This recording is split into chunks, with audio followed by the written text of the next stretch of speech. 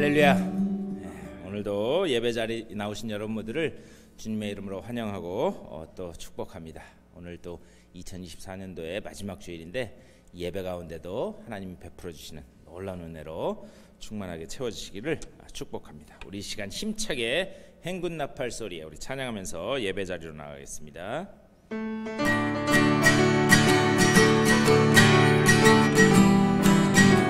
행군 나팔 소리에 행군 나팔 소리에 주의 호령 났으니 십자가의 운기를 높이 들고 나가세. 선은 싸움 다 싸우고 의의 멸류관 받았으리라. 선은 싸움 다 싸우고 의의 멸류관 예루살렘 성에서 멸류관 받으리. 저 요단강 건너 우리 싸움 마치는 날 의의 멸류관 예루살렘 성에서 악한 마귀 권세를 모두 깨쳐버리고 승리하신 주님과 승전가를 부르세. 저는 싸움 다 싸우고 의의 멸류관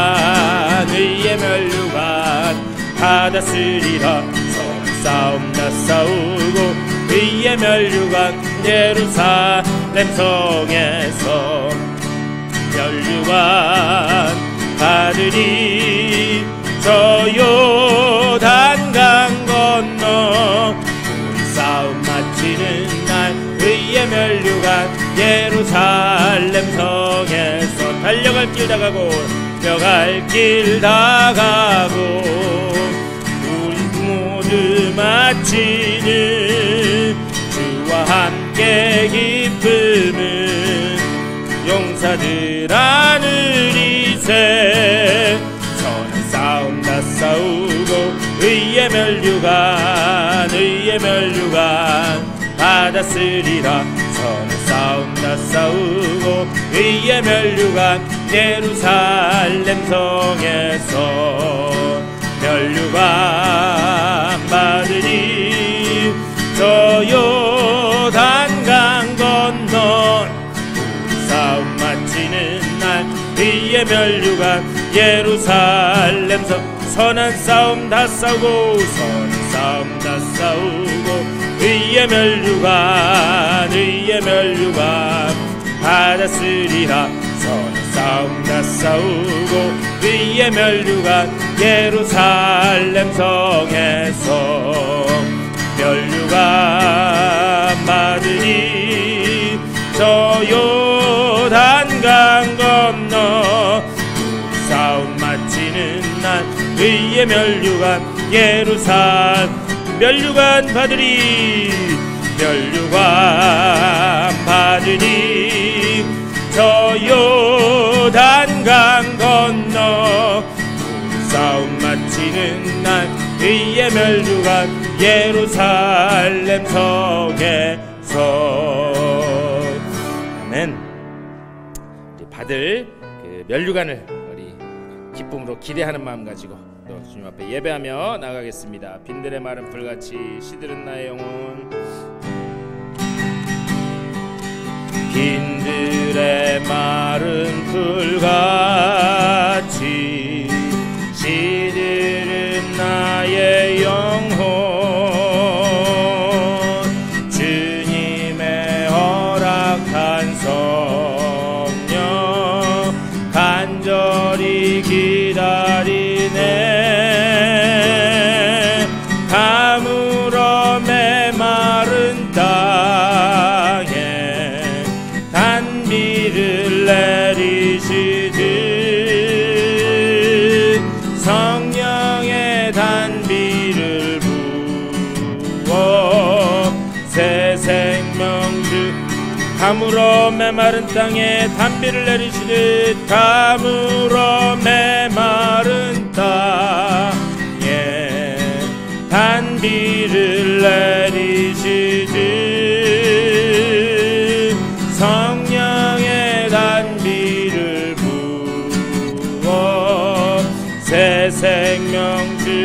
하늘 문 여소서 하늘 문 여소서 주의 뜻 이루게 성령님 오소서 이 땅의 영원 하늘 문 여소서 하늘 문 여소서 주의 뜻 이루게 성령님 오소서 이 땅에 영원히 가물어 메마른 땅에 가물어 메마른 땅에 단비를 내리시지 성령의 단비를 부어 새 생명 주옵소 철 따라 우로를 내려 절 따라 우로를 내려 조목이 무성하니 갈급한 내 심령 위에 성령을 부소서 가물어 메마른 땅에 단비를 내리시듯 성령의 단비를 부어 새 생명 가물어 메마른 땅에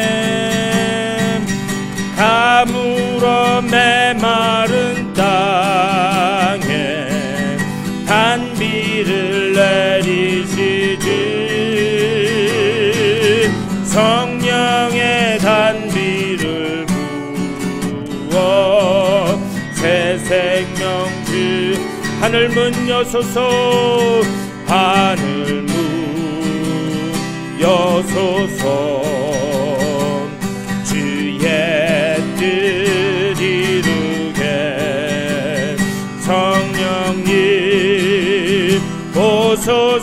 오소서 이 땅에 영원 하늘 문 여소서 하늘 문 여소서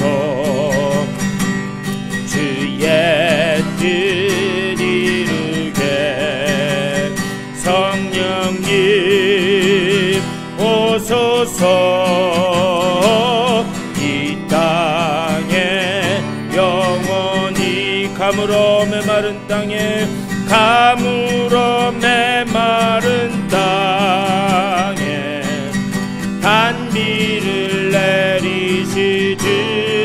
내리시듯 성령의 단비를 부어 새 생명 다시 한번 찬양하겠습니다. 가물어 메마른 땅에 가물어 메마른 땅에 단비를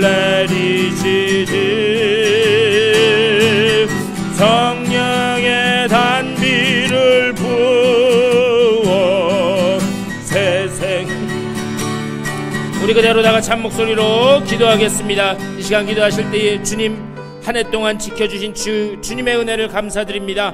그 은혜를 감사하는 마음 가지고 주여 이 예배 가운데도 성령의 은혜를 채워주시고 주님을 만나고 돌아가는 예배 될 수 있도록 인도하여 주시옵소서. 받을 은혜를 사모하는 마음 가지고 다 같이 기도하며 나아가겠습니다. 주님의 은혜를 감사드립니다. 지난 한 해를 되돌아볼 때 모든 것이 다 주님의 은혜였음을 고백하며 주님 앞에 영광을 올려드립니다. 아버지여 매 순간순간 걸어가는 걸음걸음마다 인도하신 하나님 그 은혜를 기억해 하여 주시고 오늘 그 기쁨과 감격을 가지고 하나님 앞에 온전히 예배드리는 귀한 예배자리 될 수 있도록 주여 인도하여 주시옵소서. 예비하신 은혜로 채우시고 주님을 만나고 돌아가는 귀한 그 은혜의 예배 될 수 있도록 아버지여 축복의 산치 될 수 있도록 인도하여 주시옵소서. 주님의 은혜를 감사드립니다.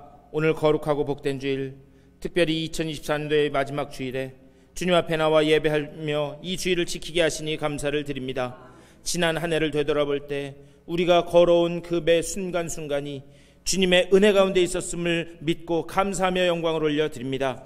주님의 그 능력의 손길이 우리를 붙드셨기에 오늘 우리가 이 자리에 있을 수 있사오니 아버지, 오늘 우리가 예배할 때에 그 은혜를 기억해 하여 주시고 그 은혜를 감사케 하여 주시며 그 모든 것에 주님께만 영광 올려드리는 복된 예배자리 될 수 있도록 인도하여 주시옵소서. 아버지여, 우리들의 마음문을 열어주시고 영의 눈과 영의 귀를 열어주시사 신령과 진정으로 주님 앞에 드려지는 복된 예배자리 될 수 있도록 인도하여 주시옵소서. 지금 처음 시간이오니 마치는 시간까지 오직 주님 홀로 영광받아 주시옵소서. 감사드리 주 예수 그리스도의 이름으로 간절히 기도드리옵나이다. 아멘. 우리 시간 다 같이 일어나셔서 찬송 23장 찬송하시겠습니다.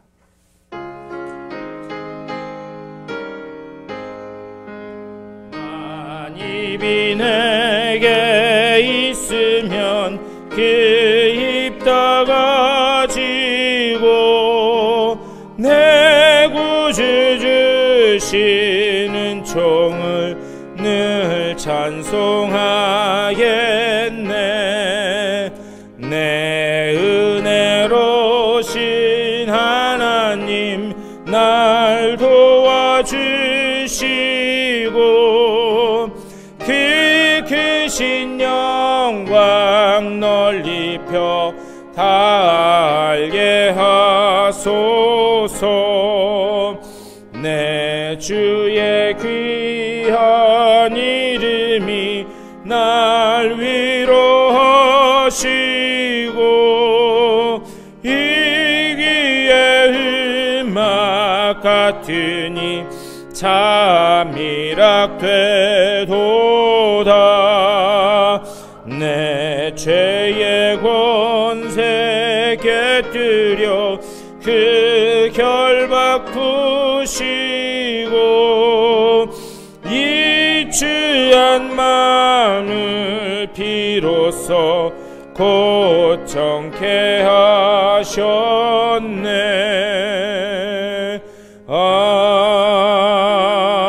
아멘. 우리 다 같이 교독문 59번 시편 136편 교독하시겠습니다. 여호와께 감사하라. 그는 선하시며 그 인자하심이 영원하미로다.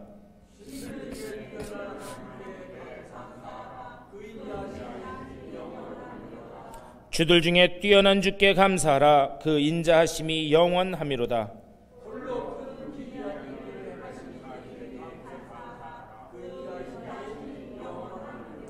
지혜로 하늘을 지으신 이에게 감사하라. 그 인자하심이 영원하미로다.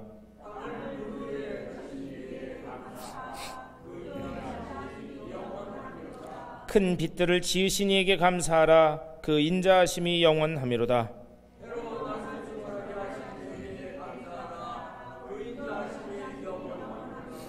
달과 별들로 밤을 주관하게 하신 이에게 감사하라. 그 인자하심이 영원하미로다.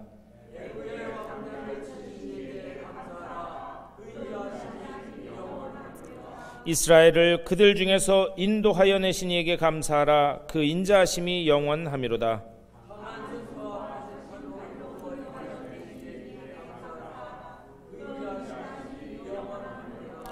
아멘. 우리 사도신경으로 우리의 신앙을 고백하겠습니다. 전능하사 천지를 만드신 하나님 아버지를 내가 믿사오며 그 외아들 우리 주 예수 그리스도를 믿사오니 이는 성령으로 잉태하사 동정녀 마리아에게 낳으시고 본디오 빌라도에게 고난을 받으사 십자가에 못 박혀 죽으시고 장사한 지 사흘 만에 죽은 자 가운데서 다시 살아나시며 하늘에 오르사 전능하신 하나님 우편에 앉아 계시다가 저리로서 산자와 죽은 자를 심판하러 오시리라. 성령을 믿사오며 거룩한 공회와 성도가 서로 교통하는 것과 죄를 사하여 주시는 것과 몸이 다시 사는 것과 영원히 사는 것을 믿사옵나이다. 아멘.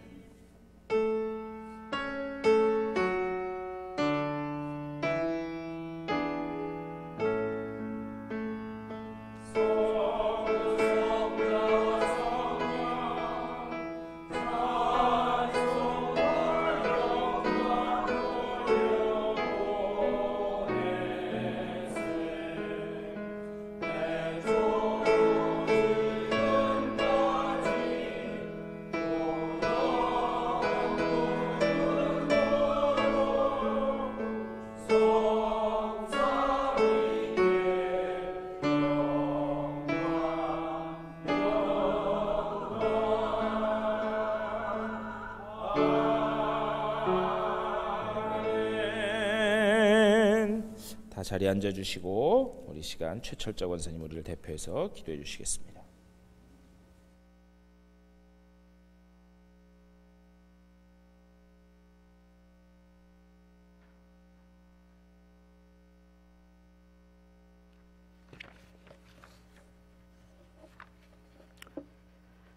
역사의 주관자시오 통치하시는 하나님 아버지, 2024년의 마지막 주일을 하나를 주님의 은혜 속에 마무리하며 예배드릴 수 있도록 이 자리에 불러주심에 감사를 드립니다.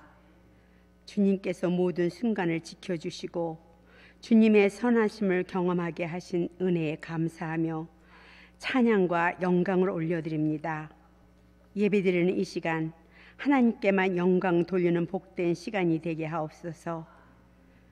저희들을 죄에서 구속하시고 새롭게 하시는 하나님, 한 해를 돌아볼 때 기쁨과 감사로 가득 찼던 순간도 있지만 연약함과 실수로 주님을 멀리했던 시간도 있음을 고백합니다. 주님의 긍휼과 자비로 저희의 부족함을 덮어주시고 그 모든 시간이 결국 주님의 선한 뜻 안에 있음을 깨닫게 하옵소서.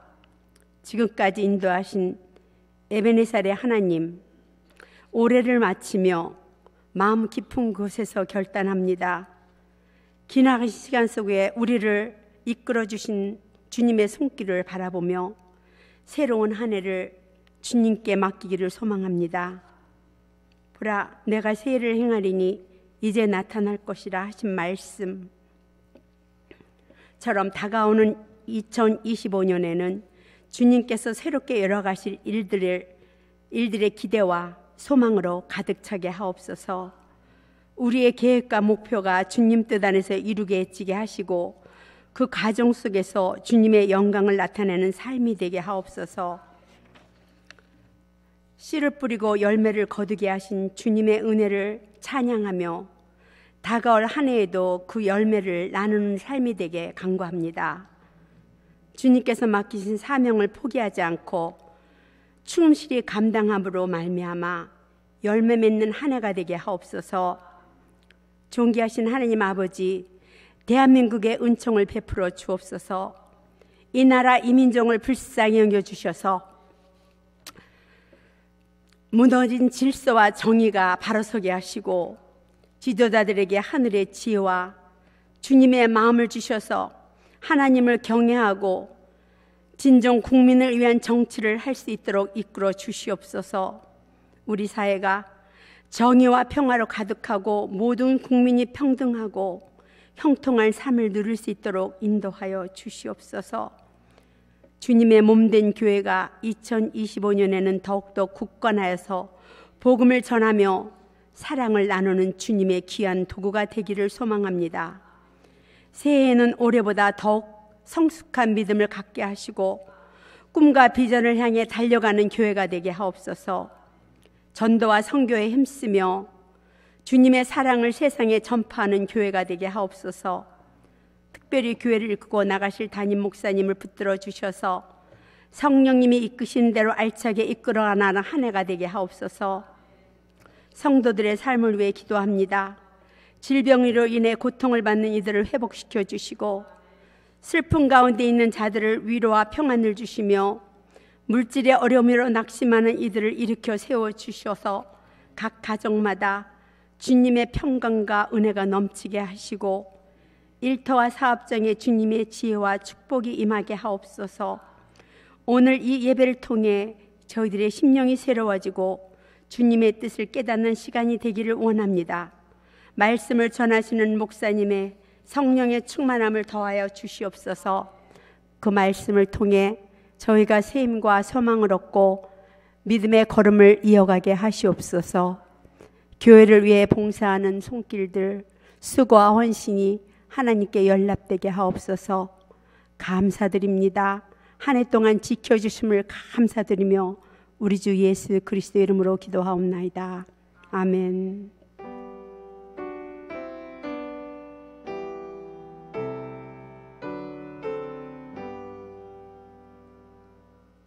우리 찬송 한 장 더 하시겠습니다. 301장 우리 찬송하겠습니다.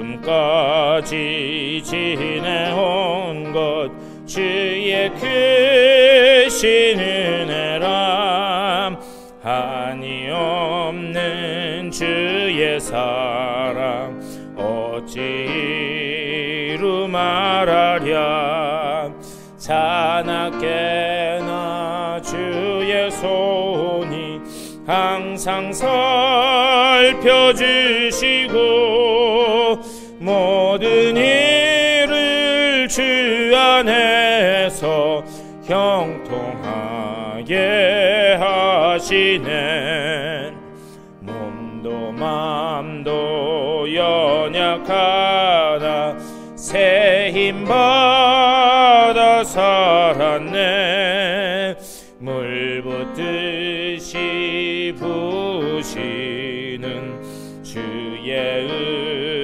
은혜 족하다 사랑 없는 거리에 나 험한 산길에 맬 때 주의 손을 굳게 잡고 찬송하며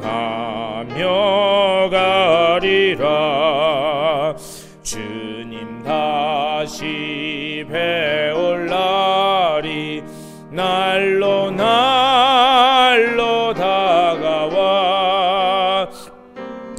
온 짐 주께 맡겨 벗을 날도 멀잖네 나를 위해 예비하신 고향집에 돌아가 아버지의 품 안에서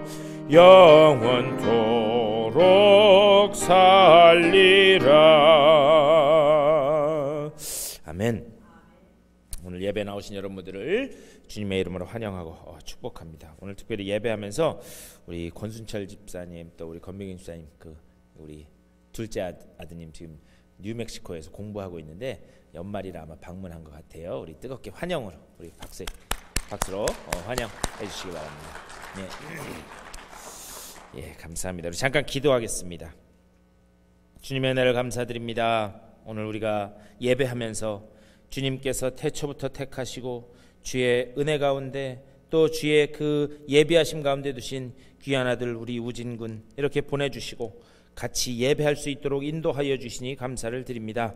하나님께서 저 귀한 아들을 통하여 받고자 하시는 영광 있는 줄 믿사오니 아버지여 저 걸어가는 길 가운데 임마누엘로 동행하여 주시고 언제나 주님께서 그 순간순간마다 여호와 이레로 주님 채워주셔서 항상 그곳에서 주님께서 주신 그 은혜의 승리의 깃발을 나부끼는 여호와 니시의 삶이 될 수 있도록 주여 인도하여 주시옵소서.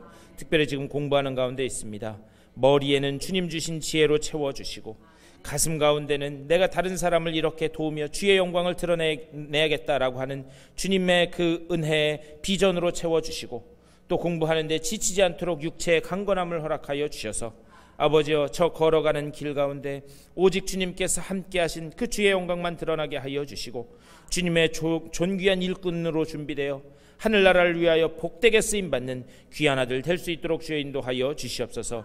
늘 저 아들의 걸어가는 길이 정말 부모님이 보시기에 기쁨과 감사와 자랑이 되는 삶이 되게 하여 주시고 주님 보시기에는 만족감이 넘쳐지는 귀한 아들의 삶이 될 수 있도록 복 내려 주시옵소서. 또 돌아가는 발걸음 가운데도 주님 함께 하여 주시고 그 삶의 자리에서도 여전한 눈길로 주님 지키시고 보호하실 줄 믿사오며 우리 주 예수 그리스도의 이름으로 축복하며 간절히 기도드리옵나이다. 아멘. 오늘 예배 오신 여러분 모두 환영합니다. 우리 이 시간 다 같이 일어나셔서 전후좌우 인사 나누시겠습니다. 잘 오셨습니다.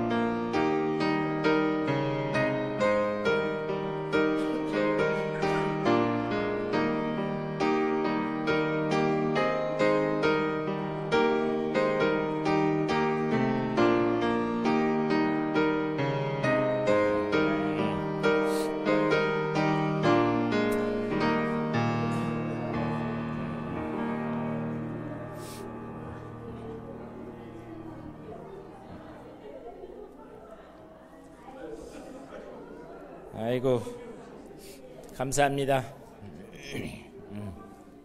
예.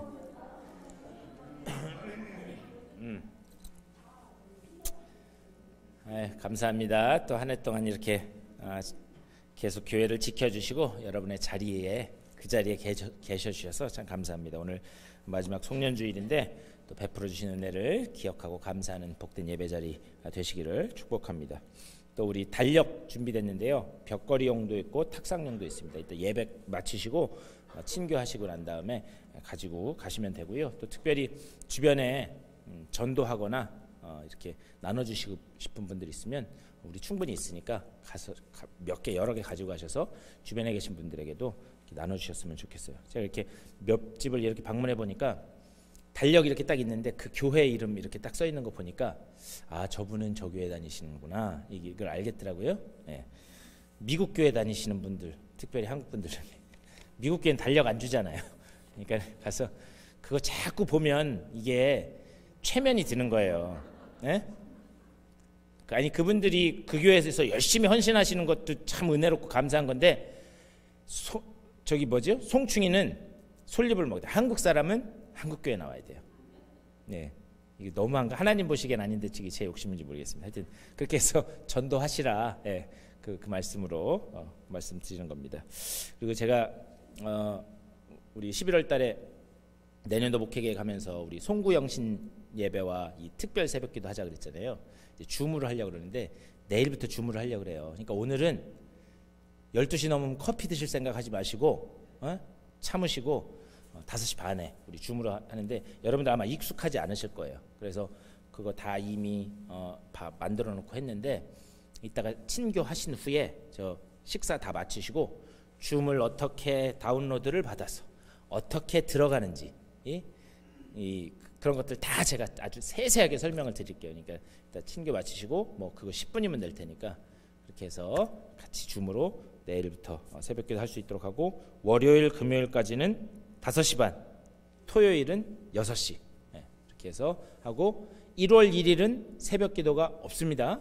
1월 1일은 기다리셔도 아마 안 뜰 거예요. 왜 그러냐? 송구영신 예배를 드리니까 그래요. 그래서 송구영신 예배는 11시에 드리겠습니다. 11시. 그래서 예배가 딱 마치면서 새해가 딱 될 수 있도록. 그래서 송구영신 예배는 댁에서 줌으로 밤 11시에 드리시고 그리고 내일부터 있는 새벽 기도는 5시 반 그리고 토요일은 몇 시?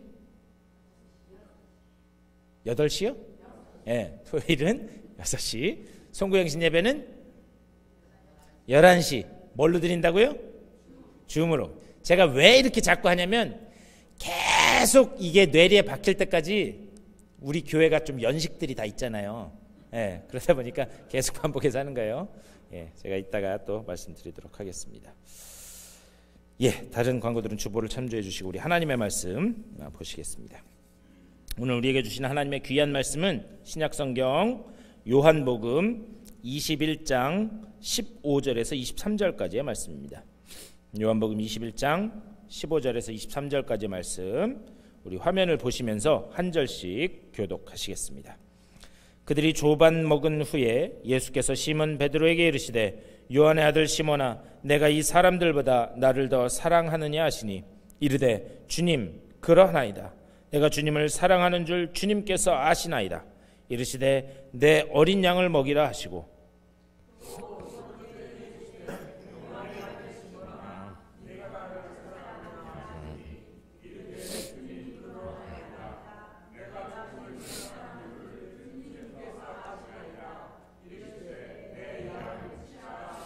세 번째 이르시되 요한의 아들 시몬아 내가 나를 사랑하느냐 하시니 주께서 세 번째 내가 나를 사랑하느냐 하심으로 베드로가 근심하여 이르시되 주님 모든 것을 아시오매 내가 주님을 사랑하는 줄을 주님께서 아시나이다. 예수께서 이르시되 내 양을 먹이라.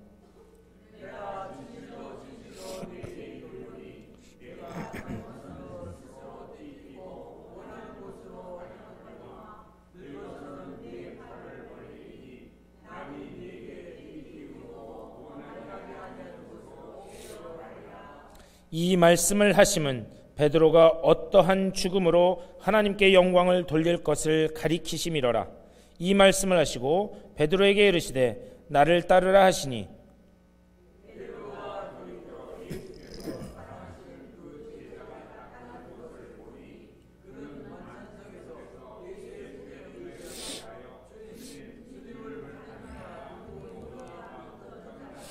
이에 베드로가 그를 보고 예수께 여짜오되 주님, 이 사람은 어떻게 되겠사옵나이까?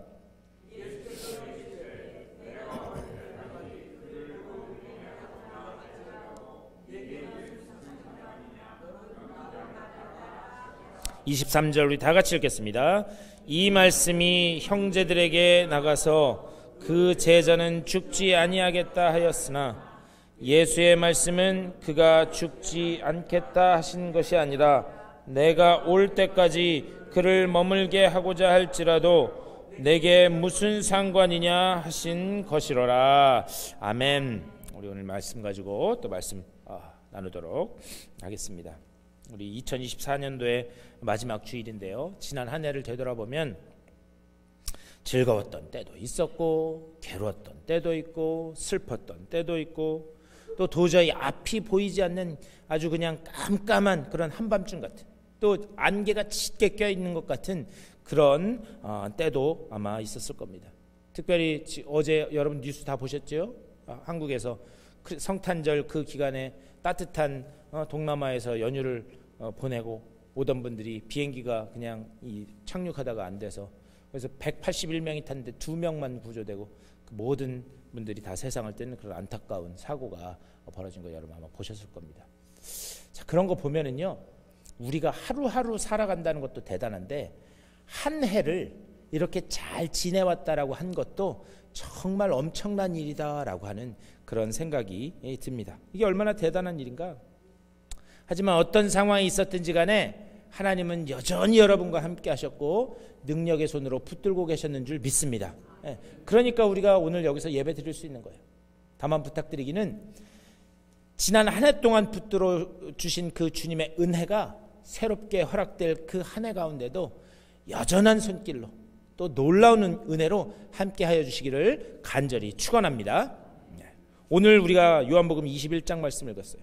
근데 이 요한복음 21장 말씀은 한 해를 마무리하고 또 새해를 맞이하는 우리에게 우리가 어떤 결심으로 하나님 앞에 서야 될 것인가, 그것을 다시 한번 생각하고 결단하게 해줍니다. 오늘 특별히 우리가 21장 뒷부분을 읽었어요. 근데 이 21장 앞부분은 어떤 내용인가? 예수님께서 부활하셨습니다. 그런데 예수님께서 부활하신 것은 아직 알지 못하고 예수님의 십자가 사건들만 보고, 그리고 제자들이 다 뿔뿔이 흩어져요. 낙심해서 고향으로 다 흩어집니다. 그리고 다 낙심해서 고향에 뿔뿔이 흩어져 있는 그 제자들에게 부활하신 주님이 찾아가셔요. 그래서 찾아가셔서 친히 아침 조반을 준비해 주십니다. 그리고 같이 식사하는 내용이 이 21장의 앞부분의 내용입니다. 그리고 그 조반을 아침을 다 먹은 후에 그 다음에 그 제자들과 예수님 사이에 오고 가는 그 대화가 오늘 우리가 읽은 21장 뒷부분의 말씀입니다. 근데 말씀을 보면서 한번 15절 말씀 우리 다 같이 한 목소리로 우리 화면을 보면서 읽겠습니다. 시작. 그들이 조반 먹은 후에 예수께서 시몬 베드로에게 이르시되 요한의 아들 시몬아, 내가 이 사람들보다 나를 더 사랑하느냐 하시니 이르되 주님 그러하나이다. 내가 주님을 사랑하는 줄 주님께서 아시나이다. 이르시되 내 어린 양을 먹이라 하시고. 지금 예수님과 베드로 사이에 대화가 이루어지고 있어요. 그런데 지금 이 대화가 이루어지고 있는 자리는 어떤 자리인가? 베드로에게 있어서 심한 수치심 그리고 심한 마음의 상처가 있는 자리입니다. 왜 그런가? 주님, 다른 사람은 주님을 다 버릴지라도 저는 절대 주님을 버리지 않겠습니다. 그렇게 호언장담했던 그 베드로가 처절하게 죽지 않으려고 예수님을 3번이나 부인하고 저주까지 하는 그 심각한 실패를 경험하고 난 다음에 나누는 대화의 자리이기 때문입니다. 그런데 예수님은 부활하신 그 후에 디베리아 바닷가까지 찾아가셨다는 거예요. 그래서 아침 식사를 준비해 주셨다는 거예요. 그리고 아침 식사를 같이 나눈 후에 베드로를 부르십니다. 근데 여러분 지금 15절에서 베드로를 부르시는데요, 예수님이 베드로를 부르는 호칭이 조금 이상해요. 뭐라고 부르시느냐? 요한의 아들 누구? 시몬아. 요한의 아들 시몬아. 그런데 이 시몬이라고 하는 이름은 이 히브리식 이름이야. 히브리어 이름. 그러니까 이 베드로가 원래 가지고 있었던 이름이 시몬이라고 하는 이름입니다. 그런데 이 요한복음 1장 42절 말씀, 이 앞에 있는 요한복음 1장 42절을 보면 예수님이 제자들을 부르시면서 이 베드로를 처음 만나세요. 그러면서 베드로를 딱 처음 만났을 때 이름을 하나 지어주시는데 뭐라고 이름을 지어주시느냐? 게바라고 지었어요. 게바. 이 게바라고 하는 말은 무슨 말이냐면 반석이라는 말이에요. 반석. 그런데 이 게바, 반석이라고 하는 그 이름의 그리스식 이름이 베드로예요. 이해가 되시나요? 원래 베드로의 이름은 시몬이었어요. 시몬. 그런데 예수님을 만나면서 예수님이 이름을 하나 주셨는데 게바라고 하는 반석이라고 하는 이름을 주셨어요. 그런데 이 반석 게바라는 이름의 그리스식 이름이 그게 뭐다? 베드로라는 이름이에요. 그런데 예수님께서는요, 당신이 지어주신 이름 게바, 그 이후로는 예수님을 다 게바라고 부르셨는데, 그런데 당신이 지어주신 이름 게바라는 이름으로 베드로를 부르지 않고 뭐라고 부르시느냐? 요한의 아들 시몬아, 이렇게 부르세요. 시몬아. 여기에는 예수님의 아주 깊은 뜻이 담겨 있습니다. 어떤 뜻이 담겨 있느냐? 내가 반드시 너를 회복하겠다라고 하는 예수님의 약속이 담겨 있는 거예요. 다시 말하면 베드로를 시몬이라고 부르는 것은 뭐냐? 예수님과 베드로가 처음 만났을 때를 떠올리는 호칭이에요. 예수님의 의도는 그런 거죠. 네가 지금 수치심에 가득 차 있고, 그리고 또 내가 지금 마음에 아픈 얼굴을 들 수 없는 그런 자리이지만, 야, 우리 다시 시작하자. 다시 시작하자. 처음 만날 때 그 호칭을 다시 부르시면서, 야, 지금 수치스럽고 지금 도저히 마음이 아프지? 하지만 우리 다시 시작하자. 이런 걸 보면은요, 우리가 한 해를 매듭짓는 이때 참 이게 얼마나 적절한 장면인가라는 생각이 듭니다. 상제야, 우리 다시 시작하자. 우리가요, 실패하고 좌절하고 우리가 주님 앞에 잘못했을지라도요, 주님이 우리를 찾아오신다면 우리를 절대 꾸짖지 않으세요. 너 그때 왜 그랬냐? 그거 내가 시키는 거 아니라 그랬지. 하나님은 그렇게 야단치지 않으신다는 거예요. 우리 주님은 그렇게 야단치지 않으신다는 거예요. 대신에 어떻게 하는가? 그 상처 입은 자리에, 그리고 그 못난 자리에 주님이 친히 찾아오셔서 뭐라고 이야기하는가? 야, 우리 다시 시작하자. 믿습니까? 우리 그런 의미에서 자기 이름을 넣어서 예수님이 하시는 음성이라고 생각하고 그렇게 얘기했습니다. 자기 이름을 넣어서 누구야? 우리 다시 시작하자. 시작. 상제야, 다시 시작하자. 여기에 주님의 놀라운 은혜가 있다라고 하는 사실입니다. 그리고 나서 주님께서 베드로에게 이렇게 물으세요. 내가 이 사람들보다 나를 더 사랑하느냐? 이게 비교해서, 여기 있는 사람들이 있는데 이 사람들보다 베드로야, 네가 나를 더 사랑하느냐? 이렇게 비교해서 물으세요. 근데 주님께서 이렇게 물으신 이유가 있습니다.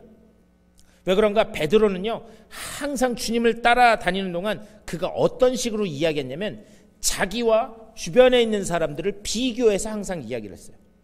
예를 들면 그런 거죠. 아까도 말씀드렸지만, 주님, 이 사람들은 주님을 다 버려도 저는 끝까지 주님을 따르겠습니다. 항상 비교해서 얘기했어요. 아니, 그냥 제가 열심히 따르겠습니다. 자기 얘기만 해도 될 텐데 항상 어떻게 했는가? 주변 사람들과 비교해서 이야기했어요. 그런데 주님이 이 베드로의 대화법을 그대로 따라서 이야기하는 거예요. 내가 여기 있는 이 사람들보다 나를 더 사랑하느냐? 우리 이런 거 보면은요, 지금 마음에 상처 입고 지금 몹시 낙심되어 있는 상황인데 주님이 찾아가셔서 꼭 상처에 소금 뿌리러 가신 것 같아요. 자기가 했던 그 대화를 그대로 해서 받아쳐서 이렇게 얘기해 주는 것처럼 그렇게 느껴집니다. 그런데 여기에는 예수님의 깊은 의도가 있는 거예요. 무엇인가? 베드로의 그 화법, 다른 사람과 비교해서 이야기하는 그 화법에는 항상 그의 헌신에 결정적인 문제가 있었습니다. 예수님은 지금 부드러운 이 대화를 통해서 그 말씀하시는 거예요. 베드로야, 너 이거 고쳐야 된다. 너 이거 고쳐야 된다. 지금 그 말씀을 하고 계시다라고 하는 사실입니다. 그런데 내가 이 사람들보다 나를 더 사랑하느냐? 그 그 질문을 들은 베드로의 대답을 한번 보셨으면 좋겠어요. 이르되 주님, 그러하나이다. 내가 주님을 사랑하는 줄 주님께서 아시나이다. 여러분, 이 대답에 문제가 있다고 생각되지 않으세요? 참 뻔뻔하다고 생각 안 드세요?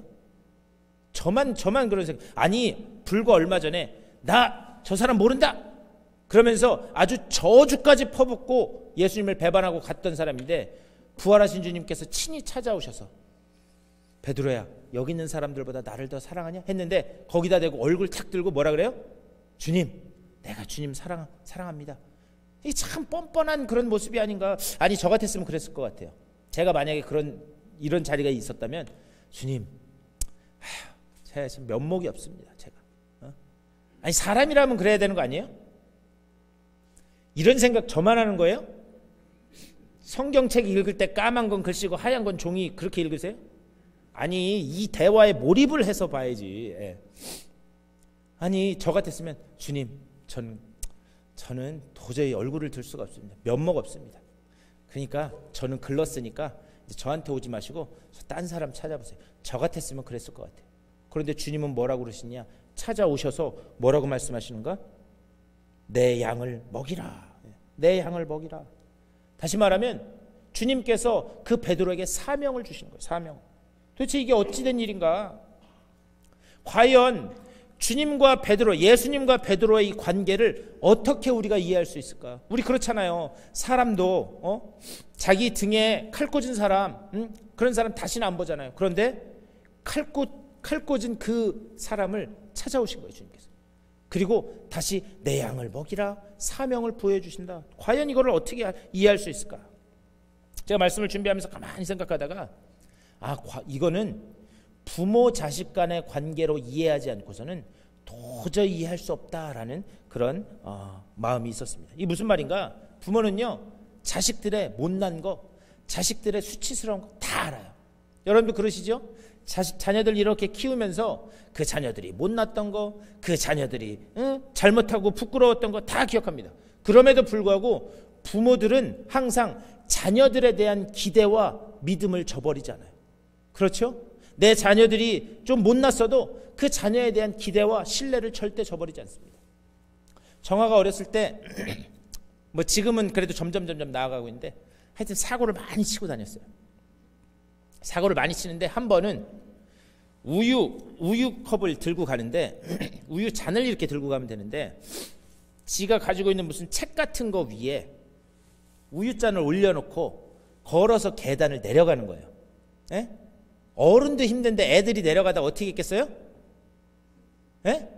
황! 와장창 쏟았어요.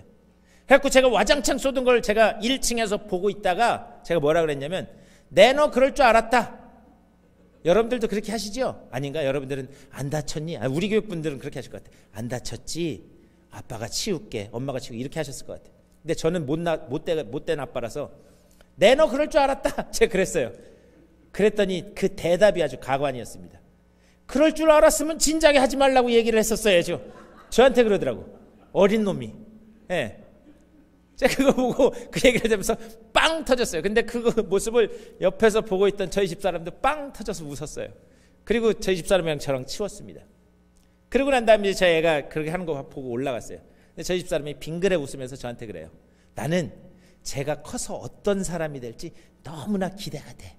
근데 그 기대가 된다는 게 그냥, 아휴, 저놈 새끼 하는 짓 보니까 저거 아주 그냥 어떤 놈 될지 내가 걱정, 그게 아니라 정말 기대에 찬 얼굴로 나는 제가 커서 어떤 사람이 될지 너무 기대가 돼. 그러면서 저한테 얘기를 하더라고요. 부모는 그런 거죠. 부모는 자식이 못나고 수치스럽고 잘못되었을지라도, 그리고 다른 사람들보다 좀 떨어질지라도 부모는 항상 자식에 대한 기대와 신뢰를 저버리지 않는다라고 하는 사실입니다. 여기 지금 제 부모님 와 계시지만, 저도 어렸을 때 야단을 많이 맞았어요. 저도 야단을 이렇게 많이 맞고 했는데, 제가 야단을 맞고 난 다음에 한 번도 이런 생각을 해본 적이 없어요. 내가 잘못했구나. 이제 부모님 뵐 면목이 없다. 집을 나가자. 그리고 어머니 아버지, 제가 잘못했는데 이제 호적 정리하시죠. 제가 가겠습니다. 이런 생각을 한 번도 안 해봤어요. 왜 그런가? 저분은 우리 부모님이라고 하는 그 믿음이 있기 때문에. 부모님은 저에 대한 기대와 신뢰가 있기 때문에. 지금 베드로와 예수님과의 관계가 그런 관계라는 거예요.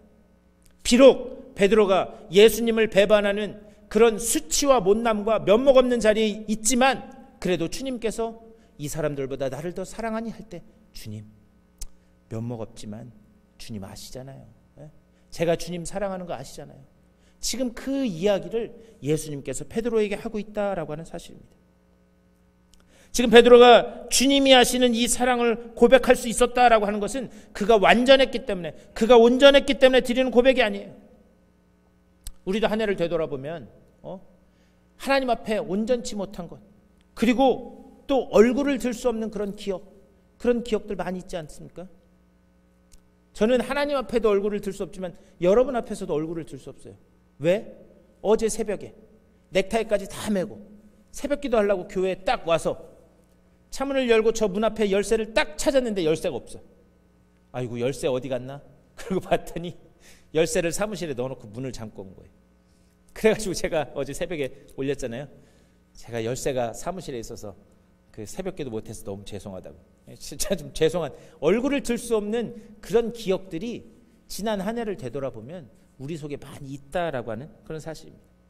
그럼에도 불구하고 우리가 주일에 주님 앞으로 나올 때 늘 면목 없는 모습으로 나올지라도 우리가 주님 앞에 나올 수 있는 근거는 우리가 떳떳해서 그런 것이 아니다라고 하는 사실입니다. 비록 면목은 없지만 그래도 내 마음속에 주님을 향한 그 사랑의 고백, 주님 그래도 주님 사랑해요, 제가 주님 끊을 수 없는 것 아시죠? 라고 하는 그 사랑의 고백이 있기 때문에 우리가 그나마 부족한 모습으로 주님 앞에 나올 수 있게 된 줄 믿습니다. 지금 예수님과 베드로의 그 대화가 그거라는 거예요. 그런데 더 놀라운 사실은 뭔지 아세요? 예수님 입장에선 그거면 된 거예요. 그거면 된 거예요. 자식이 아무리 잘못을 하고 그렇게 부모에게 못된 짓을 했을지라도 다시 부모 앞으로 나와서 아버지, 어머니 죄송해요. 그거 하나면 다 된 거예요. 주님은 그거 하나면 다 됐다라고 하는 사실. 주님은 그 이상을 기대하지 않는다라고 하는 사실이에요. 근데 문제는 뭐냐? 우리 그리스도인들은요, 신앙의 결벽증이 다 있어요. 신앙의 결벽증. 그래서 내가 떳떳하고 내가 온전해야만 주님 앞으로 나올 수 있다라고 하는 그런 신앙적인 결벽증이 있다라고 하는 사실입니다. 지난 한 해를 되돌아보면 우리는 주님 앞에 떳떳할 수 없는 그런 기억들이 더 많아요. 그럼에도 불구하고 오늘 한 해가 마무리되는 이 주일에 주님 앞에 나와 예배할 수 있는 것은 주님, 그래도 주님 사랑해요, 제가 주님 떠날 수 없다는 거 주님 아시잖아요. 주님께는 이것만 있으면 되는 줄 믿습니다. 그 마음으로 우리가 주님 앞에 나와야 된다는 거예요. 그래서 베드로의 세 번째 고백을 한번 보셨으면 좋겠어요. 17절 말씀. 우리 17절 화면 보시면서 다 같이 한 목소리로 읽겠습니다. 시작. 세 번째 이르시되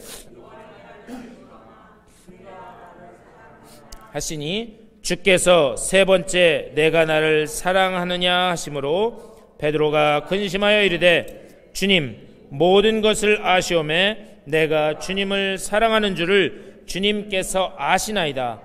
예수께서 이르시되 내 양을 먹이라.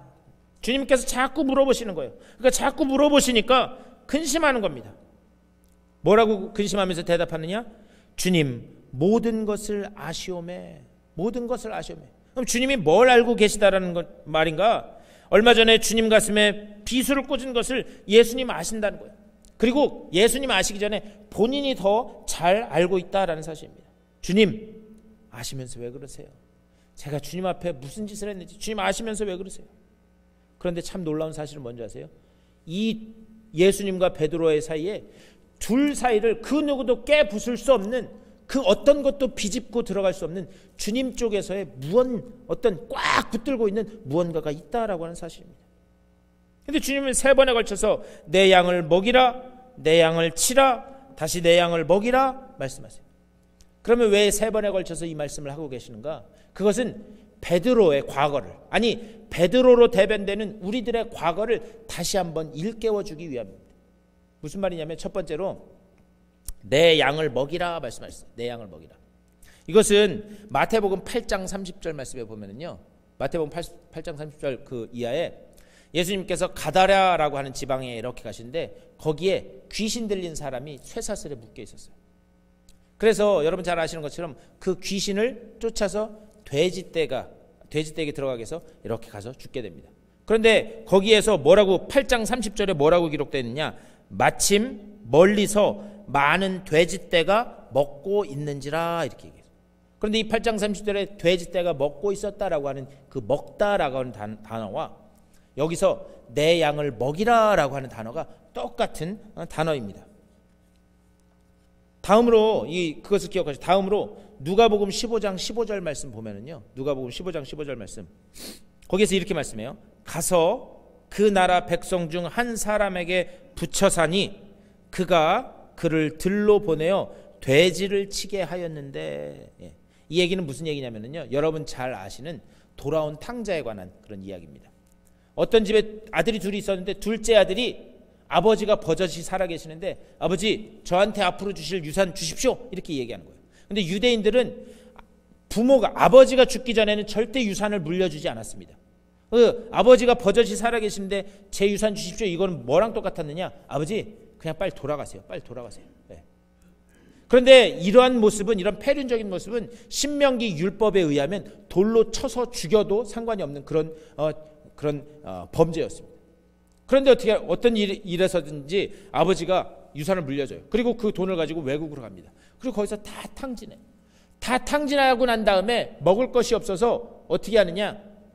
돼지, 유대인들이 가장 혐오하는 짐승인 돼지의 그 먹는 열매를 먹을 뿐만 아니라 그 돼지를 치면서 지냈다는 거예요. 그런데 여기서 돼지를 친다라고 할 때 그 친다라는 게 예수님이 두 번째 하신 말씀 내 양을 치라라고 하는 그 모습과 같은 단어입니다. 뭐냐? 유대인이 돼지를 친다라는 것은 더 이상 떨어질 곳 없는 막장까지 떨어졌다는 거예요. 너의 옛 모습이 어땠느냐? 더 이상 떨어질 곳 없는 저 막장까지 떨어졌던 그 인생이다. 예수님은 이 베드로와의 대화를 통해서 그거를 다시 한번 상기시켜 주시는 거예요. 그런데 예수님께서 이런 베드로에게 내 양을 치라 말씀하십니다. 무슨 말이냐? 다시 사명을 주시는 거예요. 막장까지 떨어졌던 베드로에게 다시 사명을 주시는 거예요. 주님은 이 온전하지 못한 베드로를 틀림없이 아셨을 텐데 그냥 한 번 더 믿고 내가 기회를 한 번 더 줄게 이렇게 해서 다시 한번 사명을 주신 것인가? 그것이 절대 아니다라고 하는 사실입니다. 19절에서 이렇게 말씀하고 있어요. 우리 19절 말씀도 우리 다 같이 한번 읽어볼까요? 시작. 이 말씀을 하심은 베드로가 어떠한 죽음으로 하나님께 영광을 돌릴 것을 가리키심이러라. 이 말씀을 하시고 베드로에게 이르시되 나를 따르라 하시니. 여기서 중요한 말씀이 있습니다. 나를 따르라. 이 말씀은 그대로 직역하면, 우리식 표현으로 그대로 직역하면 뭐냐? 야, 이제 나랑 같이 가자. 이제 나랑 같이 가자. 내가 이제부터 너에게 사명을 새롭게 줄 건데 내가 너에게 부여하는 그 사명을 가지고 너 혼자 가는 것이 아니라 이제 나랑 같이 가자. 주님께서 지금 베드로에게 그 말씀을 하는 거예요. 이제 내 맘대로 하도록 내가 버려두지 않겠다. 주님은 지금 그것을 말씀하고 있다는 사실입니다. 그렇다면 내 맘대로 하지 않고 같이 가자. 그것을 구체적으로 어떻게 하겠다는 건가? 그게 18절의 말씀입니다.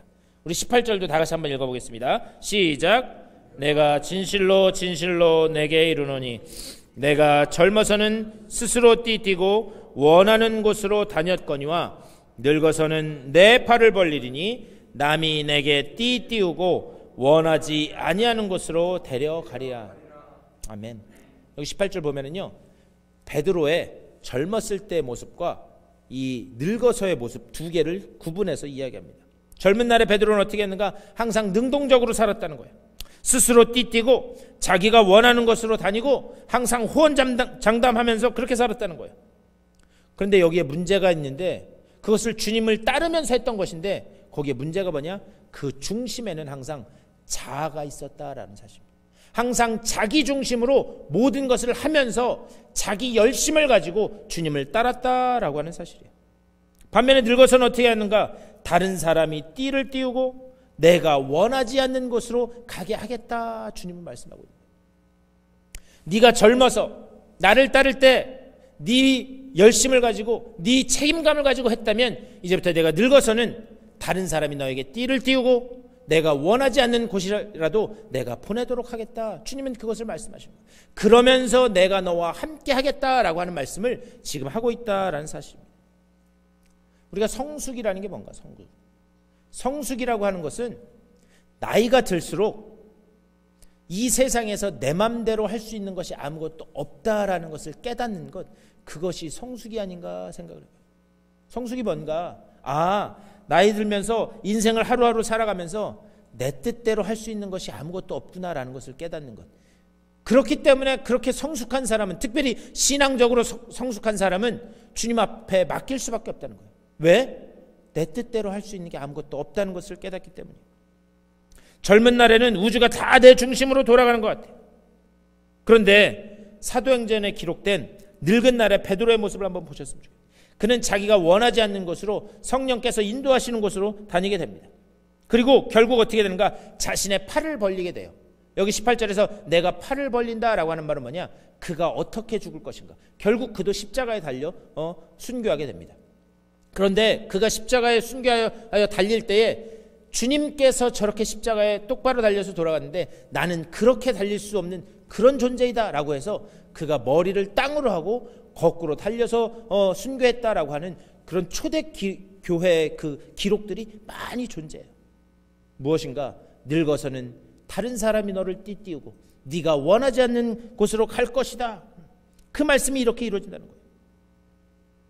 그런데 20절과 21절 말씀을 한번 보셨으면 좋겠어요. 제가 20절 읽을 테니까 여러분들이 21절 읽어주세요. 베드로가 돌이켜 예수께서 사랑하시는 그 제자가 따르는 것을 보니 그는 만찬석에서 예수의 품에 의지하여 주님을 파는 자가 누구오니까 묻던 자더라.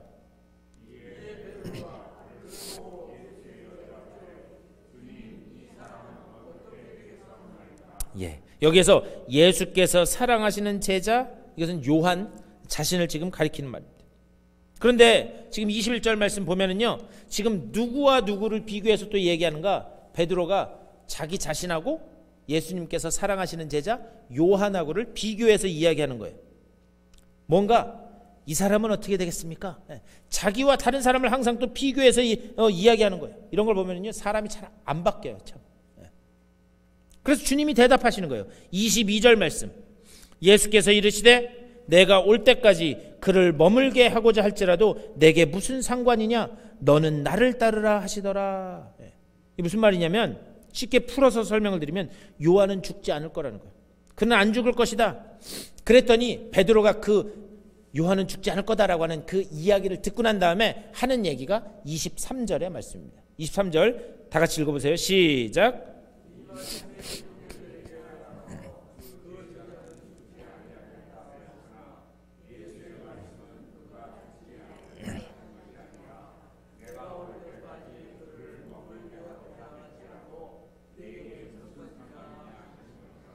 아멘. 예수님께서 베드로에게 말씀하시는 거예요. 이 사람은 죽지 않을 거야. 그렇게 했더니 뭐라 그래요? 그 얘기를 듣자마자 바로 나가서 밖에 있던 사람들에게 요한은 죽지 않는데, 그렇게 얘기했다는 거죠. 그런데 예수님의 말씀은 그것이 아니라 그가 죽든지 안 죽든지 그게 너랑 무슨 상관이냐? 예수님은 그 말씀을 하셨다는 거예요. 이게 무슨 말이냐면, 예를 들면 이런 거예요. 우리가 농사를 지을 때 어떤 주인이 있는데 종들에게 농사를 이렇게 시키는데, 한 종에게는 너는 가서 뭐를 심을 수 있는 땅을 팔아, 이렇게 하는 거예요. 또 다른 종에게는 뭐냐? 자, 이제 나무가 심어서 나무가 자랄 텐데 비가 오든 바람이 불든 너는 거기 가서 그 나무가 쓰러지지 않게 잘 지키고 있어라, 이렇게 얘기했다는 거예요. 또 그 주인이 다른 종에게는 이제 추수할 때가 되어서 너는 이 곡식을 추수해서 나에게 갖고 와라, 이렇게 얘기했다는 거예요. 자, 그렇다면 주인에게 칭찬은 누가 듣겠어요? 제가 뭔 얘기하는지 모르시겠어요? 자, 어떤 주인이 농사를 시키는데 한 종에게는 너는 땅을 팔아. 그래서 땅을 파고 갔어요. 자, 너는 이 나무를 지켜라. 그리고 나무를 지키다가 추수할 때가 돼서 다 떠났어요. 그리고 다른 한 종에게는 너는 가서 추수해서 내게 갖고 오라 라고 그렇게 했어요. 그래서 추수해가지고 주인에게 갖다 줬어요. 그럼 칭찬은 누가 받겠어요? 추수한 사람이 받겠죠. 갖다 줬으니까. 그런데 여러분 한번 그 농사라고 하는 긴 기간을 한번 생각해 보십시오. 그 농사라고 하는 게 땅 판 사람도 있고 지킨 사람도 있고 추수한 사람도 있기 때문에 그 농사가 마무리돼서 열매를 수확할 수 있다라고 하는 사실. 다시 말하면 뭐냐? 사명이라고 하는 것은 내가 선택하는 게 아니라는 거예요. 사명은 주어지는 것인 줄 믿습니다. 주인이신 주님께서 우리에게 주시는 것, 그것이 우리의 사명인 줄 믿습니다. 지금 그것을 말씀하는 거예요. 그래서요, 베드로는 주님 말씀처럼 십자가에 먼저 달려 죽어요. 베드로는 십자가에 달려 순교한 것으로 하나님 앞에 이미 영광을 돌린 거예요. 반면에 베드로는 제일 늦게까지 살아남습니다. 그런데 그가 제일 가늘게 늦게까지 살아남았다고 해서 아무것도 안 한 것이 아니라는 거예요. 오늘 우리가 읽은 요한복음, 요한계시록, 이런 그 하나님의 말씀을 잘 기록해서 후대에 남겨주는 것으로 그는 하나님 앞에 영광을 돌렸다라고 하는 사실입니다. 다시 말하면 우리는 인간의 눈에서 이것은 잘한 것이다, 이것은 못한 것이다, 이것은 가치 있는 것이다, 이것은 가치 없는 것이다, 그렇게 판단할지 모르지만 하나님의 시각에 볼 때는 그 어느 것 하나 중요하지 않은 것이 없다라고 하는 사실이에요. 주님이 지금 그것을 베드로에게 말씀합니다. 내가 너에게 사명을 부여할 건데, 비록 네가 수치스럽고 못난 자리에 있지만 내가 다시 너를 회복시켜서 내가 너에게 사명을 부여할 건데, 그것이 어찌 되었든지 간에, 그것이 무엇이 되었든지 간에 내가 너와 함께하며 내가 너를 이끌어 갈 것이다. 그것을 지금 주님께서는 베드로에게 이야기하고 계시다라고 하는 사실입니다. 우리가 이 말씀을 기억하면 우리가 반드시 기억해야 될 말씀이 있습니다. 뭐냐? 사도 베드로의 그런 고백이에요. 디모데후서 4장 8절 말씀입니다. 우리 다 같이 마지막으로 이거 한 절 다 같이 읽겠습니다. 시작. 이제 후로는 나를 위하여 의의 면류관이 예비되었으므로 주 곧 의로우신 재판장이 그날에 내게 주실 것이니 내게만 아니라 주의 나타나심을 사모하는 모든 자에게니라. 아멘. 주 곧 의로우신 재판장이 무슨 말이냐? 우리에게는 더욱더 궁극적이고 우리에게는 더욱더 근본적이고 그리고 우리에게는 더욱더 영원한 평가가 남아있다라고 하는 사실을 우리가 반드시 기억해야 될 줄 믿습니다. 지금 내가 무슨 일을 하든지 간에, 내게 어떤 사명이 주어졌든지 간에 하나님의 눈에 있어서는 다 칭찬받을 일이고 그 사명을 통하여 하나님은 영광받기 원하시는 줄 믿습니다. 새롭게 시작되는 이제 2025년 며칠 남지 않았는데 한 해를 마무리하고 또 한 해가 새롭게 시작되는 이때에 이 말씀이 여러분의 삶 가운데 깊은 울림이 되어서 또 올 한 해 속상하고 억울하고 또 괴로웠던 일, 그것에 연연하지 마시고 하나님께서 새롭게 부어주실 그 사명 가운데서 주님께서 동행하시는 그 길, 주님께서 인도하시는 그 길로 나아가실 수 있는 여러분 다 되시기를 주님의 이름으로 간절히 축원합니다. 다 같이 기도하겠습니다. 주님의 은혜를 감사드립니다. 우리의 걸어온 그 길, 매 순간순간을 되돌아볼 때 주님의 그 권능의 손이 함께하지 않은 날이 하나도 없었음을 주님 앞에 고백합니다.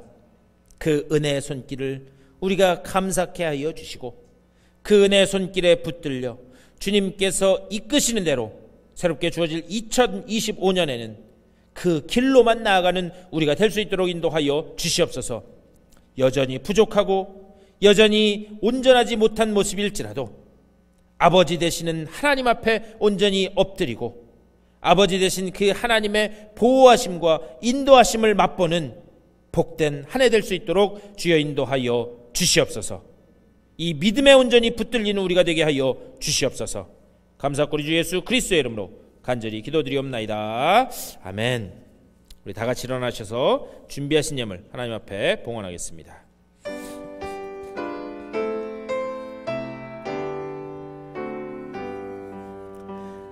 나의 생명 드리니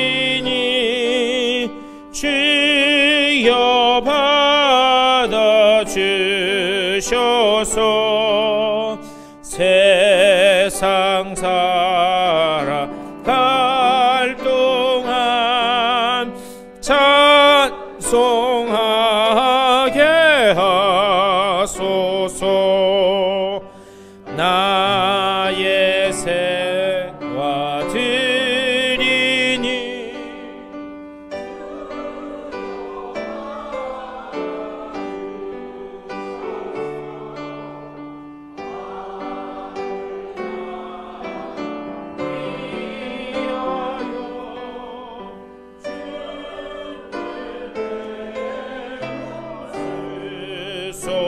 주옵소서.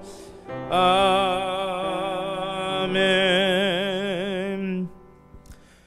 주님의 은혜를 감사드립니다. 순간순간 우리가 숨쉬는 그 순간순간마다 주님께서 지키시고 보호하셨음을 믿고 감사와 영광을 올려드립니다. 우리가 잘못된 길로 갈 때에 말씀의 길로 우리를 다시 인도하여 주셨고, 여전히 부족하고 못난 우리들이지만 늘 은혜와 사랑의 품으로 품어주신 줄 믿고 감사를 드립니다. 주님께서 베풀어 주신 그 은혜를 늘 기억하면서 이제 한 해를 마무리하고 새롭게 허락될 2025년을 우리가 기대하면서 주님께서 우리에게 또 어떤 은혜로 채워주실지를 사모하며 기대하며 나아가는 주님의 백성들 다 될 수 있도록 인도하여 주시옵소서. 오직 걸어가는 길 가운데 언약의 말씀이 성취됨을 보며 주님 앞에 영광 올려드리는 저들의 삶이 될 수 있도록 인도하여 주시옵소서. 베풀어 주실 그 은혜를 기억하고 감사하며 또 새롭게 허락될 그 은혜를 우리가 기대하면서 주님께서 저들에게 주신 것의 일부를 다시 주님 앞으로 올려드립니다. 이 예물을 드린 손길 가운데 은혜 위에 은혜를 더하여 주시고 주님께서 언약의 말씀으로 지키시고 보호하여 주셔서 저 손길 가운데 주님께서 하늘로부터 내리는 신령한 은혜와 이 땅의 기름진 복으로 채우시사 흘러넘치는, 그리하여 다른 사람들에게까지 전해지는 귀한 삶 될 수 있도록 복내려 주시옵소서. 늘 주의 말씀을 증거하는 주님의 증인들의 삶 다 될 수 있도록 복내려 주시옵소서.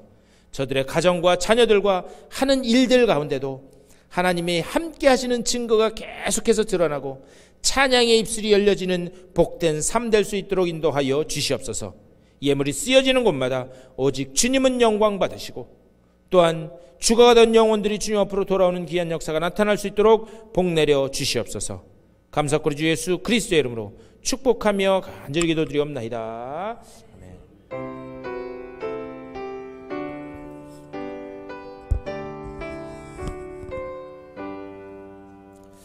우리 일어서신 채로 356장 힘차게 찬송하시고 축도로 예배 마치겠습니다.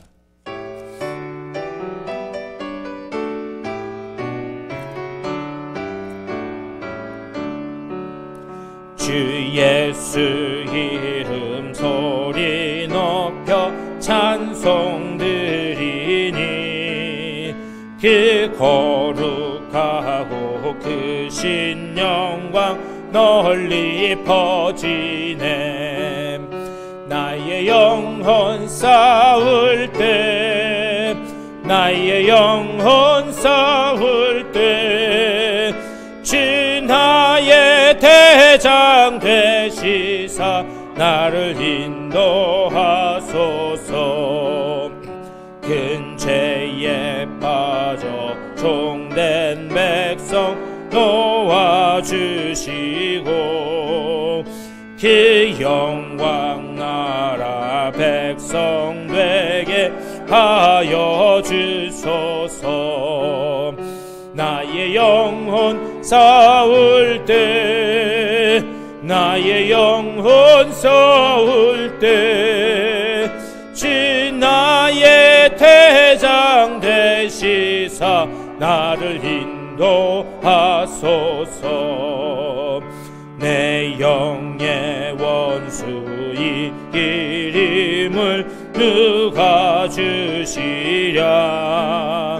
그 악한 마귀 정복하니 구주 예수라. 나의 영혼 싸울 때, 나의 영혼 싸울 때 주 나의 대장 되시사 나를 인도하소서.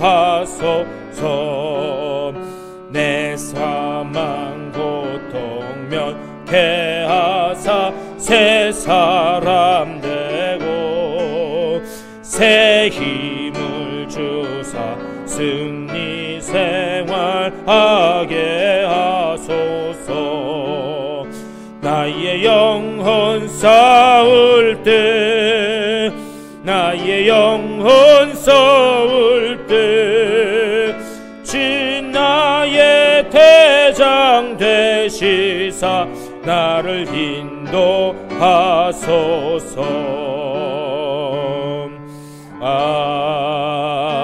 아멘. 이제후로는 나를 위하여 의의 면류관이 예비되었으므로 주 곧 의로우신 재판장이 그날에 내게 주실 것이니 내게만 아니라 주의 나타나심을 사모하는 모든 자에게니라. 주님, 그 의로우신 재판장, 그 앞에서 우리에게는 더욱더 궁극적이고 더 진정하고 영원한 평가가 남아있는 줄 믿습니다. 우리가 우리 머리에 씌워질 아버지여 그 면류관을 얻기까지 주님께서 우리에게 맡겨주신 사명을 온전히 감당하는 주의 복된 일꾼들 다 되게 하여 주시옵소서. 어디에 있든지 무엇을 하든지 간에 주님의 그 면류관을 바라보며 나아가게 하여 주시되, 지난 한 해를 되돌아보면서 속상하고 괴롭고 슬펐던 일, 그것에 연연하지 않게 하여 주시고 우리에게 허락될 새 은혜를 소망하면서 다시 새해를 향해 담대히 걸어나가는 주의 백성들 또한 될 수 있도록 인도하여 주시옵소서. 그 믿음을 가지고 또 새롭게 허락될 일주일간 세상을 향해 걸어나가는 주님의 사랑하는 백성들의 삶 가운데 우리 구주 예수 그리스도의 크고 놀라우신 은혜와 하나님 아버지의 극진하신 사랑하심과 성령의 감화 감동 역사하시고 인도하시는 그 놀라운 은혜가 저들의 삶 가운데, 가정 가운데, 자녀들 가운데, 되어지는 모든 일들 가운데 이제로부터 영원토록 함께 하시기를 간절히 축원하옵나이다. 아멘.